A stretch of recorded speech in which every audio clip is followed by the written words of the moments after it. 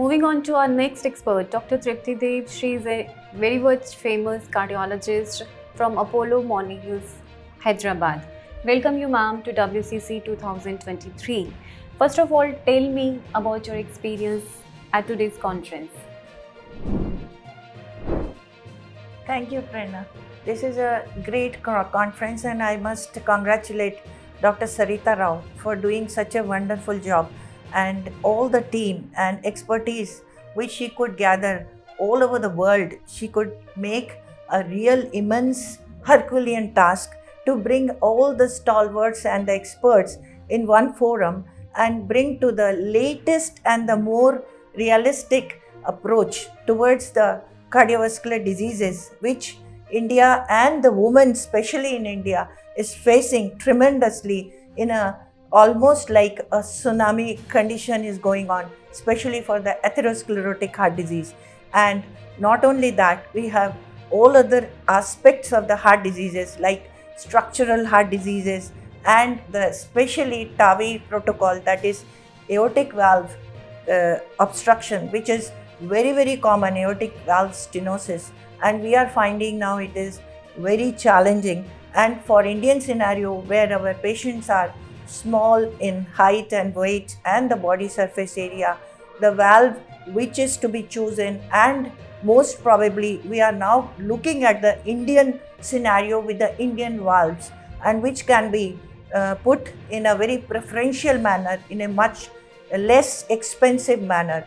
And all these aspects, including the latest developments and the future outlook into all these scenarios, has been discussed and been taken up. And I think by this night and by tomorrow, we are going to have a great journey for a futuristic approach in India for women as well as for entire population, for interventions and for primordial and primary as well as secondary prevention of the cardiovascular diseases which are the demand of the time and the day. Okay, yeah. And ma'am, as you told me that your main focus, main domain is in the preventive cardiology. So, what are the aspects or what are the values that you need, that you want, that needs to be covered in the preventive cardiology as far as women's health is concerned? Yes, that's a very big challenge in India, because as we are progressing, more and more youth and the young population is increasing in India as compared to the elderly or the older generations. And as our biometrics as well as the bionomy shows that India has got a young, energetic and very you can say they are all the breadwinners for their family. This kind of population is facing a great challenge of primary or primordial preventive aspects to prevent the heart diseases in them is not to the extent of the societal approach or from the governmental approach.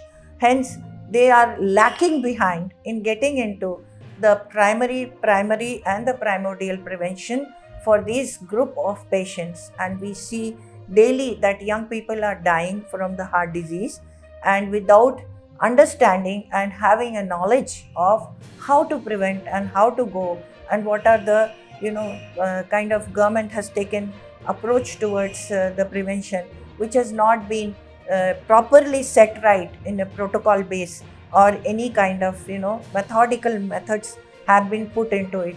So we need a lot of research, we need extensive research into these aspects of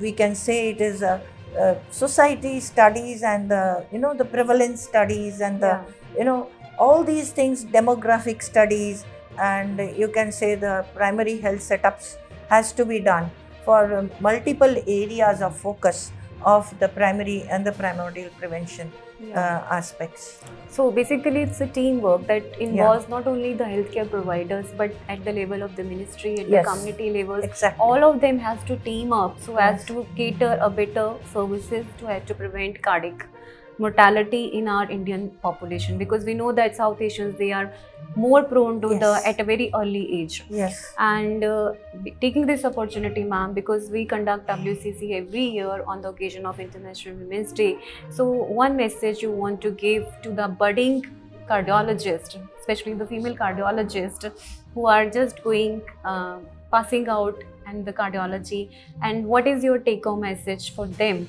as far as intervention is concerned also?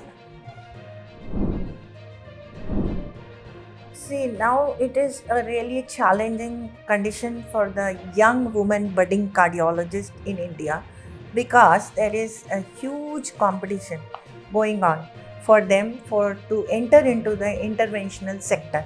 Yeah. Mostly the interventional sector of the cardiology practice is dominated by the male cardiologist, and that we have been seeing for, it's about maybe 5-6 decades it has been there.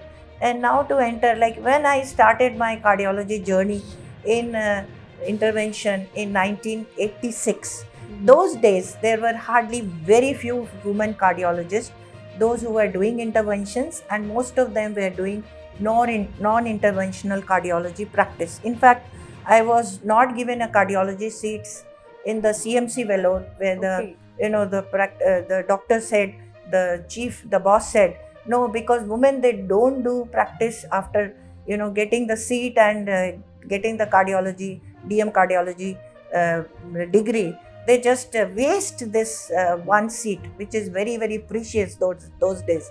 Then I took it as a challenge and I went to Chennai Apollo, and that time chairman told me if there is no other competition for me from the promoters or directors, I could be given the seat, seeing my work and the dedication towards the cardiology patients. And somehow I could fulfill his dream of doing the first woman cardiologist to pass out the DNB exam in entire country. And before that, nobody could do the DNB. Mine was the first or second DNB course, the startup. And from there, when I practiced in Madras Apollo with my teachers like Dr. Samuel Matthews, Dr. Satyamurthy, Dr. You can name them, the great teachers for us.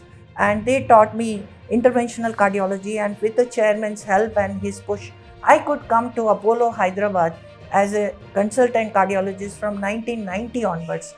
And I started doing interventions from that time, a very basic interventions, and it really developed in leaps and bounds. And we saw very few women cardiologists coming to the interventional sector because of so many hindrances and so many orthodoxy, because they have to look after the family, give time, and then there is radiation exposure. In fact, I had to give up my family life, means I had a son before I started cardiology. That's how, but most of the women cardiologists, those who are doing interventions, mostly they are getting, scared of getting their family because of the radiation hazards. In those days, it was much higher as compared to nowadays, because machines have improved. But I'm really happy to see the young budding women cardiologists now coming forward, and our society is accepting them. Our society was not accepting previously. Now they are accepting as a woman cardiologist, and they prefer a woman cardiologist because the precision of the technology and the sincerity, dedication, the way the women cardiologists, they practice and work, that is far, far more, I can say, to the ground level, to the real world situation they do. And the results are also very good with the women interventional cardiologists. So I would always support and say that women should be given that, priority in the interventional sector for the betterment of the patient outcome. Such an inspirational journey that you shared with us, ma'am. And I think with all you as a role models, that the time has changed now. Many of the females, they are taking cardiology as a career option, and that too going into the interventional cardiology. So it's really heartwarming to see them all. Thanks to you, ma'am, and thanks to many such lady cardiologists that are standing behind them. Thank you so much, ma'am. Thank you. Thank you so much.